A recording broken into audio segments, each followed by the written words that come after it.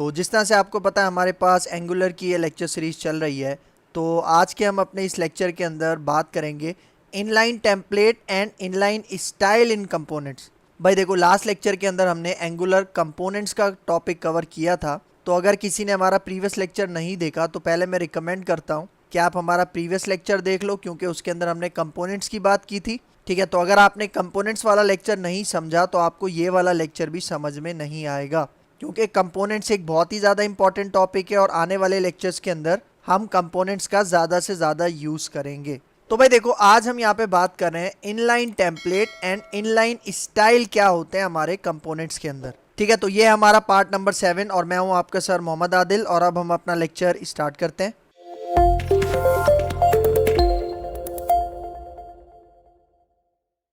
तो भाई यहाँ पे देखो, ये जो इनलाइन टेम्पलेट और इनलाइन स्टाइल का कॉन्सेप्ट है हमारे कंपोनेंट्स के अंदर, ये बेसिकली कॉन्सेप्ट है क्या। ठीक है, तो यहाँ पे आ जाओ। यहाँ पे देखो, inline template and inline style. ठीक है, सबसे पहले इसका कॉन्सेप्ट समझो कि हम इसको यूज क्यों करते हैं। भाई देखो, यहाँ पे क्या कह रहा है, in some cases we don't need a separate file of HTML और CSS in our Angular component. We want to implement HTML और CSS directly in our example.component.ts file. मतलब भाई देखो, यहाँ पे क्या कह रहा है कि कुछ केसेस के अंदर क्या होता है कि हमें जो हमारी HTML और CSS फाइल है ना, उनको सेपरेट फाइल के अंदर रखने की ज़रूरत नहीं पड़ती। मतलब हम चाह रहे हैं कि भाई जो हमारी HTML की और CSS की फाइल होती है ना हमारे कंपोनेंट में, वो हमें सेपरेटली नहीं चाहिए। इसका मतलब मैं चाह रहा हूँ भाई, जिस तरह से आपको पता है कि जब भी हम कंपोनेंट बनाते हैं तो उसके अंदर एक HTML फाइल भी आती है और एक CSS फाइल भी आती है। लेकिन भाई मैं कह रहा हूँ, फॉर एग्जांपल मेरे पास एक ऐसा केस है जिसके अंदर मुझे या तो HTML फाइल सेपरेट नहीं चाहिए या फिर CSS फाइल सेपरेट नहीं चाहिए। HTML और CSS का काम मैं डायरेक्टली अपनी TS फाइल के अंदर करना चाह रहा हूँ। तो इन केसेस में हम यूज करते हैं इनलाइन टेम्पलेट का कॉन्सेप्ट या इनलाइन स्टाइल का कॉन्सेप्ट। तो भाई देखो, अगर मैं इनको आपको थोड़ा प्रैक्टिकल करके दिखाऊं तो आपको और अच्छे समझ में आएगा। देखो, मैं आता हूं अपने विजुअल स्टूडियो कोड में। ठीक है, तो यहाँ पे देखो, ये लेफ्ट साइड पे देखो हमारा प्रोजेक्ट आपको नजर आ रहा होगा, न्यू ऐप। और इसके अंदर देखो SRC के फोल्डर के अंदर आपको एक ऐप का फोल्डर मिलता है। और ऐप क्या है, हमारा रूट कंपोनेंट होता है, इसको हमने डिस्कस किया था। और देखो, ऐप के अंदर हमने एक यूजर कंपोनेंट बनाया था, मतलब यूजर हमारा कस्टम कंपोनेंट है जो हमने लास्ट क्लास में बनाया था। लेकिन इस लेक्चर के अंदर मैं एक सेपरेट कंपोनेंट बनाऊंगा। ठीक है, तो सेपरेट कंपोनेंट बनाने के लिए यहाँ पे आ जाओ हमारे टर्मिनल में। और यहाँ पे देखो, अभी ये मैंने ngserve पहले से किया हुआ था। ठीक है, लेकिन कमांड एंटर करने से पहले मैं सबसे पहले क्या करता हूँ, ये जो मेरी वेबसाइट लोकल होस्ट पे रन हो रही है, इसको मैं स्टॉप करता हूँ। और उसके लिए हम कीबोर्ड से शॉर्टकट यूज करेंगे Ctrl+C। तो देखो, जैसे ही मैंने Ctrl+C किया, यहाँ पे देखो ये दोबारा हमारे पास $साइन आ गया। मतलब यहाँ पे अब मैं अपनी कमांड टाइप करूंगा। और मैंने आपको क्या बताया था, हम जो भी कंपोनेंट क्रिएट करते हैं वो ऐप के अंदर बनता है। ठीक है, तो यहाँ पे देखो, कंपोनेंट बनाने के लिए मैंने आपको लास्ट क्लास में कमांड बताई थी। सबसे पहले आप क्या लिखते हो, ng, और उसके बाद जनरेट के लिए आप G लिखते हो और कंपोनेंट के लिए आप C लिखते हो और फिर आपके कंपोनेंट का नाम। भाई देखो, यहाँ पे मैं अपने कंपोनेंट का नाम रख देता हूँ इनलाइन, क्योंकि इनलाइन टेम्पलेट और इनलाइन स्टाइल का कॉन्सेप्ट आपको बता रहा हूँ, इसलिए इस कंपोनेंट का नाम क्या रख रहा हूँ, इनलाइन। तो यहाँ पे आके एंटर करता हूँ। तो यहाँ पे देखो, ठीक है, हमारी कमांड ही सक्सेसफुल रन हो चुकी है। और यहाँ पे देखो, इसने मुझे 4 फाइल्स क्रिएट करके दी हैं, एक HTML, एक spec.ts, एक .ts और एक CSS की फाइल। ठीक है, और यहाँ पे देखो, मैंने आपको क्या बताया था कि हमारे जितने भी कस्टम कंपोनेंट्स हैं वो कहाँ बनते हैं, ऐप के अंदर। तो यहाँ पे देखो, ये हमारा कंपोनेंट आ गया, इनलाइन कंपोनेंट। तो अभी आप यहाँ पे देखो, ये जो आपको फाइल नजर आ रही है, ये मैंने कौन सी फाइल ओपन की हुई है, जो हमारा ऐप कंपोनेंट है, रूट कंपोनेंट है, उसकी HTML फाइल मैंने यहाँ पे ओपन की हुई है। और इसके अंदर देखो मैंने क्या लिखा हुआ है अभी, welcome to Angular by learning never ends. ये हमने लास्ट क्लास में लिखा था। तो अगर मैं इसका रिजल्ट आपको ब्राउजर में दिखाऊं, ठीक है, तो देखो मैं यहाँ पे आता हूँ अपने टर्मिनल में और यहाँ पे आके दोबारा मैं वो वाली कमांड लिखता हूँ ngserve, और अपनी वेबसाइट को हम लोकल सर्वर के ऊपर रन करते हैं। तो यहाँ पे देखो, हमारी वेबसाइट हमारे लोकल होस्ट पे रन हो चुकी है और हमने क्या लिखना है ब्राउजर पे, लोकल होस्ट :4200। तो यहाँ पे आ जाओ। तो देखो, मैं अपने ब्राउजर पे आ गया हूँ और यहाँ पे देखो क्या लिखा URL में, लोकल होस्ट 4200। ठीक है, तो यहाँ पे देखो क्या रिजल्ट आपको नजर आ रहा है, welcome to Angular by learning never ends. तो अब यहाँ पे देखो, अब ये जो मैंने एक नया कंपोनेंट बनाया जिसका नाम क्या है, इनलाइन। ठीक है, तो इसको एक्सपेंड करते हैं। यहाँ पे देखो आपको एक TS फाइल नजर आ रही होगी। अगर मैं इसको ओपन करता हूँ और हम इसका सेलेक्टर देख लेते हैं, तो यहाँ पे देखो इसका सेलेक्टर क्या है, ऐप-इनलाइन। ठीक है, तो इसी नाम से मैं इसको कॉल कर लेता हूँ कहाँ पे, अपने ऐप कंपोनेंट .html के अंदर। तो यहाँ पे आ जाओ, क्या नाम था हमारे पास इसका, ऐप इनलाइन। ठीक है, तो ये देखो यहाँ पे मैंने इसका कस्टम HTML टैग बना के इसको सेव किया। और अब अगर मैं इसका रिजल्ट आपको दिखाऊं ब्राउजर पे, तो यहाँ पे देखो, यहाँ पे क्या मैसेज आपको मिल रहा है, इनलाइन वर्क्स। और ये मैसेज कहाँ से आ रहा है, ये मैसेज आ रहा है यहाँ से। अगर मैं आपको दिखाऊं, ये जो हमने इनलाइन अपना कंपोनेंट बनाया है, इसकी जो HTML फाइल है, देखो ये वाली, इसको ओपन करता हूं तो देखो इसके अंदर क्या लिखा हुआ था, इनलाइन वर्क्स। तो जब मैंने अपने इनलाइन वाले कंपोनेंट को यहाँ पे ऐड किया, कहाँ पे, अपने ऐप डॉट कंपोनेंट में इस तरह से ऐड किया, तो इसने हमें क्या रिजल्ट दिखाया है, यहाँ पे देखो ब्राउजर पे, इनलाइन वर्क्स। ठीक है, तो भाई अब देखो, अब यहाँ पे आ जाओ। मैंने आपको क्या बताया कि हमारे पास कुछ केसेस होते हैं जिसमें हमें HTML या CSS की सेपरेट फाइल की जरूरत नहीं पड़ती। हम चाह रहे हैं कि भाई जो भी हमें HTML और CSS का काम करना है ना, वो हमें अपनी .component.ts फाइल में करना है। इसका मतलब यहाँ पे देखो, मतलब ये देखो, ये जो इनलाइन कंपोनेंट की जो TS फाइल है ना, जिसके अंदर देखो आपको ये कंपोनेंट डेकोरेटर फंक्शन नजर आ रहा होगा, तो इसके अंदर अभी आप एक चीज नोटिस करो, यहाँ पे देखो एक प्रॉपर्टी है टेम्पलेट URL। मतलब ये HTML का टेम्पलेट कहाँ से ले रहा है, इस फाइल में से, इस HTML फाइल में से। और CSS के स्टाइल्स ये कहाँ से उठा रहा है, यहाँ से उठा रहा है।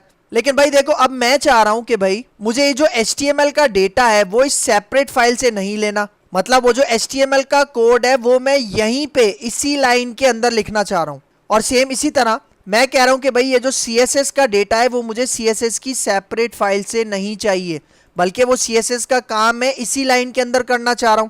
तो ये काम कैसे करेंगे भाई, यहाँ पे देखो, इनलाइन टेम्पलेट और इनलाइन CSS को अप्लाई करने के हमारे पास 3 तरीके हैं। ठीक है, यहाँ पे आ जाओ। ठीक है, आगे आ जाओ स्लाइड में।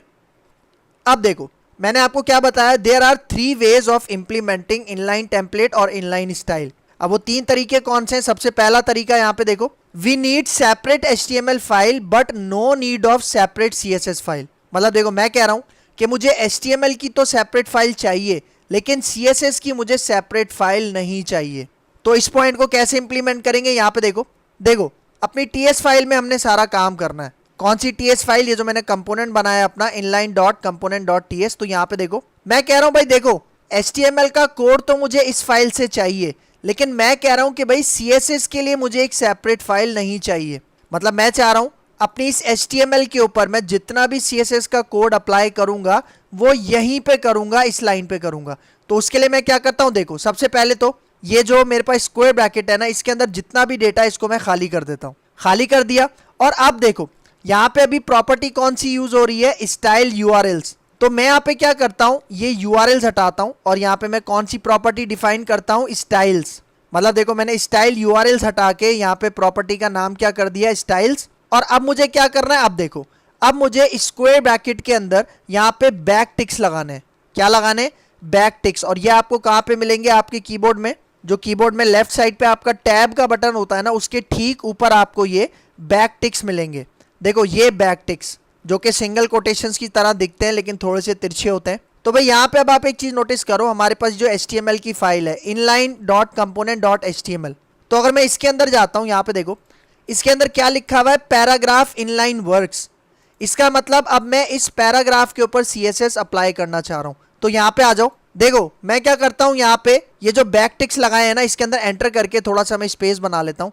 और देखो मैं यहाँ पे कहता हूँ P स्टैंड्स फॉर पैराग्राफ, और उसके बाद यहाँ पे मैं कर्ली ब्रैकेट ऑन करता हूँ। और भाई मैं कहता हूँ ये जो पैराग्राफ है इसका कलर आप क्या कर दो, रेड। क्या कर दो, पैराग्राफ का कलर रेड कर दो। मतलब मैं पैराग्राफ का कलर रेड कर रहा हूं ना, लेकिन ये पैराग्राफ आ कहां से रहा है, आ रहा है इस फाइल से। और अगर मैं आपको दिखाऊं, इस फाइल के अंदर यहाँ पे देखो क्या लिखा है मैंने, इनलाइन वर्क्स। तो अगर आप यहाँ पे आओ, मैं इसको सेव करता हूं और ब्राउजर में इसका रिजल्ट आपको दिखाता हूं। तो यहाँ पे देखो, ये आपको नजर आ रहा है, इनलाइन वर्क्स का पैराग्राफ है और इसका कलर क्या हो गया है, रेड।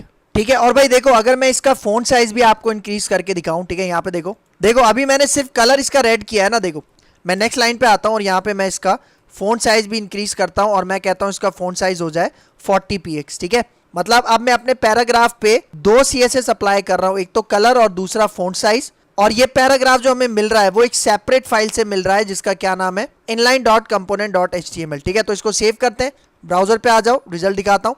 तो ये देखो कलर क्या हो गया, कलर हो गया रेड और साइज क्या हो गया 40 px। और एक चीज नोटिस करो, ये जो आपको लाइन नजर आ रही है, ये लाइन कहां से आ रही है, ये लाइन यहां से आ रही है। अगर मैं आपको दिखाऊं, देखो मैं अपने app.component.html में चलता हूं, देखो ये लाइन यहां से आ रही है। और जितनी भी हम HTML रेंडर करवा रहे हैं अपने app component.html में, वो यहां से आ रही है। ठीक है, तो समझ में आ रहा होगा आपको, सही है। तो देखो ये था पहला तरीका जो मैंने आपको यहाँ पे बताया, we need separate HTML file but no need of separate CSS file. मतलब यहाँ पे देखो कि यहाँ पे देखो हमें HTML जो फाइल थी उसकी सेपरेट फाइल की तो जरूरत है, लेकिन हमें यहाँ पे जो पहले CSS फाइल आ रही थी, कौन सी फाइल, अगर मैं आपको यहाँ पे दिखाऊं अपने स्ट्रक्चर में, ये देखो ये वाली फाइल, अब मैं इसको यहाँ पे यूज नहीं कर रहा, बल्कि मैंने यहाँ पे अपनी CSS यहाँ पे इस तरह से ऐड कर दी। भाई देखो ये काम हम तब करते हैं जब हमें CSS कम से कम रिक्वायर्ड होती है, मतलब हम चाह रहे हैं कि भाई HTML का कोड तो ज्यादा होगा, तभी मैंने उसके लिए सेपरेट फाइल बनाई, लेकिन CSS का कोड हमारे पास कम से कम होगा, इसलिए मैंने क्या किया, CSS की सेपरेट फाइल को यूज नहीं किया, बल्कि उसकी जो भी डिजाइनिंग थी वो यहाँ पे इस तरह से अप्लाई कर ली। तो ये हो गया आपके पास कौन सा तरीका, पहला वाला तरीका। अब आ जाओ दूसरा तरीका। अब देखो अब यहाँ पे क्या कह रहा है, we need separate CSS file but no need of separate HTML file. मतलब देखो अब कह रहा है कि भाई मुझे अब CSS की सेपरेट फाइल चाहिए, लेकिन HTML की सेपरेट फाइल मुझे नहीं चाहिए।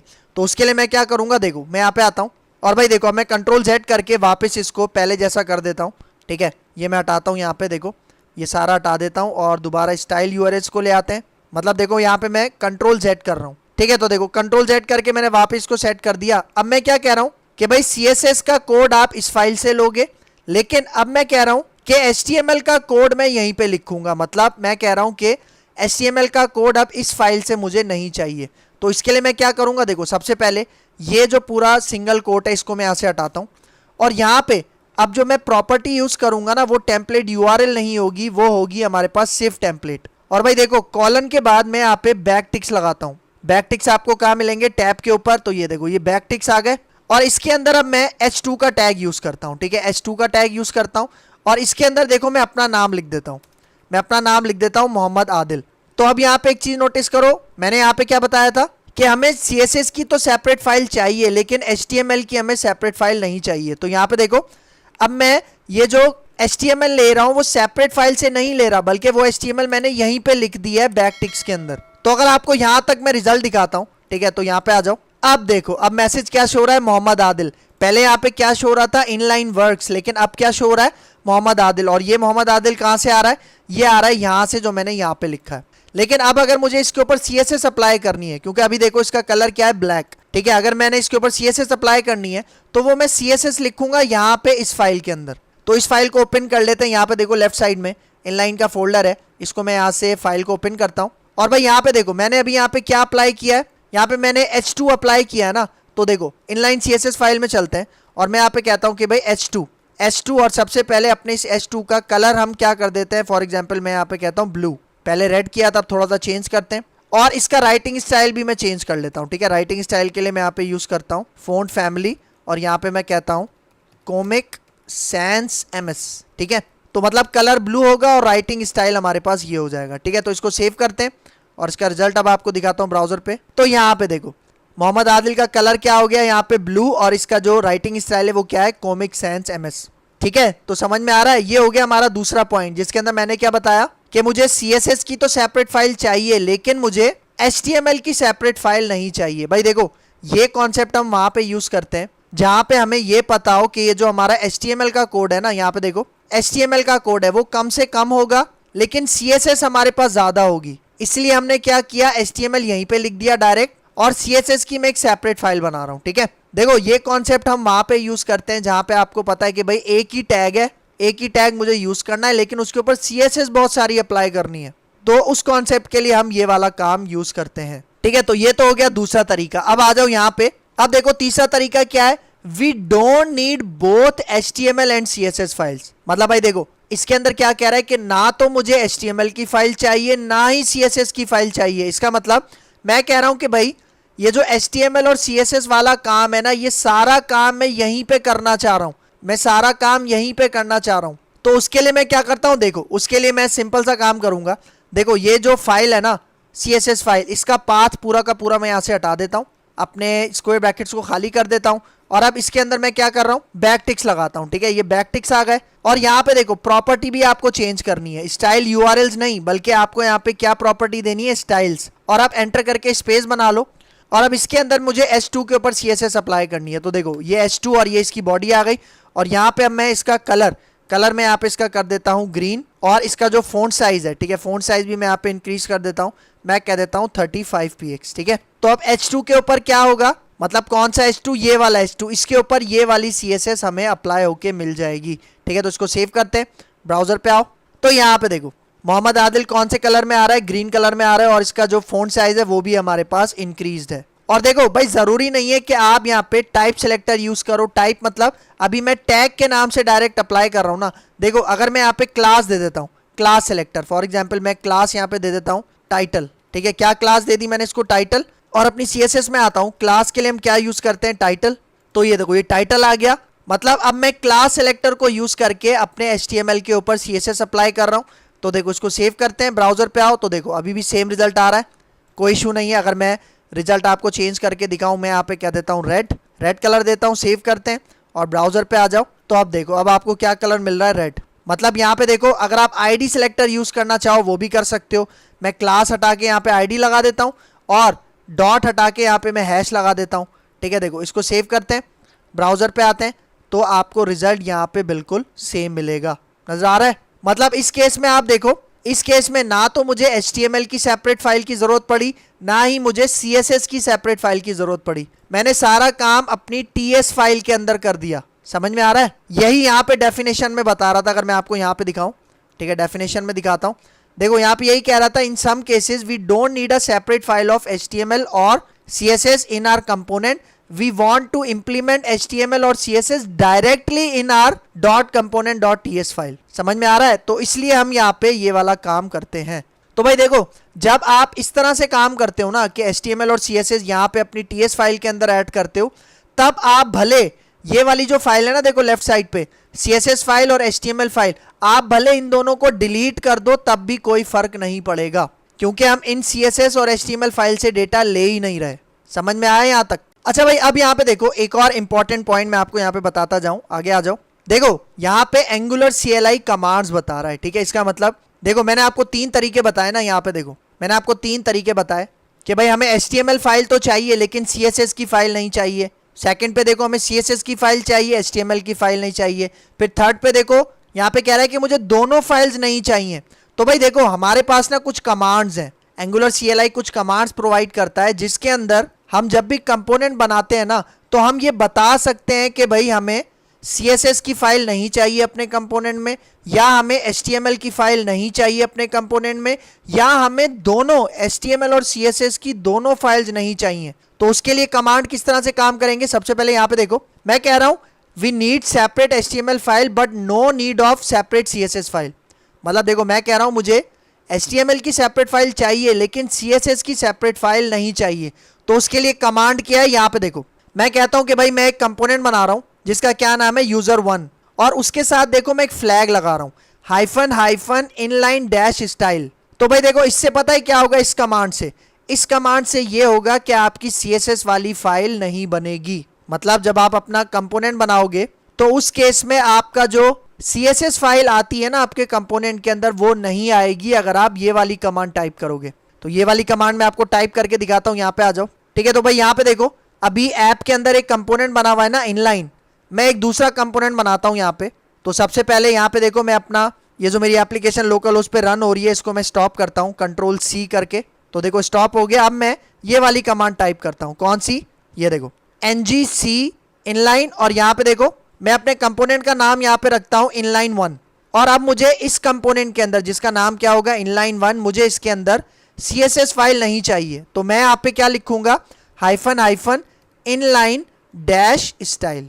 सही है। जैसे आप ये वाला फ्लैग लगाओगे ना तो इससे क्या होगा, यहाँ पे देखो हमें HTML फाइल तो मिलेगी लेकिन हमें सिर्फ CSS फाइल नहीं मिलेगी। मतलब यहाँ पे देखो जब भी हम अपना कंपोनेंट बनाते हैं तो बाय डिफॉल्ट उसके अंदर हमें कितनी फाइल्स मिलती हैं, 4। देखो मैं ओपन करके दिखाता हूँ, ये देखो एक CSS फाइल होती है, HTML, spec और TS।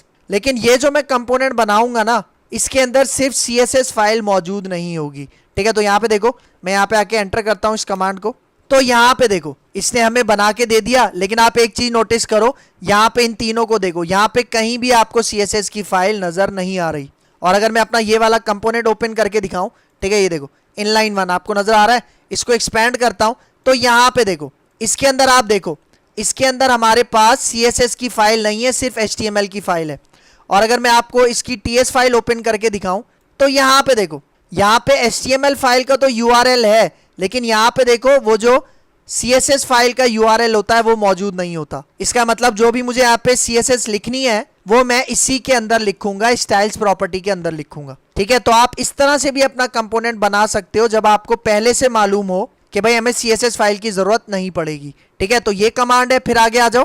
फिर देखो दूसरा पॉइंट क्या था, we need separate CSS file but no need of separate HTML file. मतलब यहाँ पे कह रहा है कि हमें सेपरेट CSS फाइल तो चाहिए लेकिन HTML की सेपरेट फाइल नहीं चाहिए। तो उसके लिए देखो कमांड क्या है, देखो ngc और आपके कंपोनेंट का नाम, और फिर अब आपने फ्लैग क्या लगाना है, hyphen hyphen inline hyphen template, क्योंकि अब मुझे HTML टेम्पलेट नहीं चाहिए। तो इस केस में क्या होगा, इस कमांड में CSS फाइल तो आएगी लेकिन HTML फाइल नहीं आएगी। ठीक है, तो देखो इसके लिए भी मैं एक अलग से कंपोनेंट बना के आपको दिखाता हूँ। इसको बंद कर देते हैं यहाँ से, और यहाँ देखो देखो ये वाली कमांड है, और अब जो मेरा कंपोनेंट होगा उसका नाम मैं यहाँ पे कह देता हूँ इनलाइन टू, और यहाँ पे अब इनलाइन स्टाइल नहीं आएगा बल्कि यहाँ पे क्या आएगा, इनलाइन टेम्पलेट, क्योंकि अब मुझे HTML की फाइल नहीं चाहिए। ठीक है, तो देखो यहाँ पे आके मैं एंटर करता हूँ तो यहाँ पे देखो ये इनलाइन 2 के नाम से कंपोनेंट बन गया।